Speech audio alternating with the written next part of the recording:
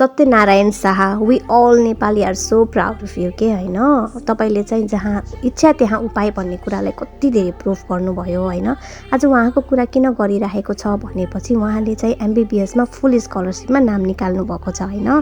त्यो पनि नाम त अब नर्मली अरूले पनि निकालिरहेको हुन्छ। अनि स्पेसली उहाँकै कुरा किन भइरहेको छ भन्दा चाहिँ उहाँ चाहिँ एउटा निम्न परिवारमध्ये पढ्नुहुन्छ होइन। उहाँले चाहिँ उहाँले डेली 9 घन्टा लेबर काम गर्नुहुन्छ कि त्यो ज्याला मजदुरी भन्छ नि, हो त्यस्तो काम गरेर पनि उहाँले पढेर पनि आफ्नो स्कलरसिपमा नाम निकाल्नु भएको छ कि। Oh my God, nothing is impossible भन्छ नि, त्यो चाहिँ एकदम प्रुफ गर्नुभयो उहाँले होइन। उहाँको डेडिकेसन, हार्ड वर्क, इमान्दारीका लगन मलाई जिन्दगीमा के चाहिएछ भने उहाँलाई थाहा भएको मान्छे होइन। उहाँलाई चाहिँ यो गर्नु छ भनेर मेहनतले गर्नुभएको के भनिन्छ नि। यो त हामीले कस्तो फिल्महरूमा देखेको स्टोरी जस्तै भएको छ कि अहिले त्यो 12th पास फिल्म त कतिले हेर्नुभएको छ होइन। त्यस्तै रिजेम्बल जस्तै यो त रियल हुन त 12th पासको स्टोरी पनि रियलै हो होइन। त्यो फिल्ममा हेर्दा चाहिँ के भन्ने जस्तो फिल हुनसक्छ होइन। तर अहिलेको यो सत्यनारायण शाहको कहानी हेर्दा चाहिँ एकदम गुज बम नै आउँछ होइन त्यो भिडियोहरू हेर्दाखेरि।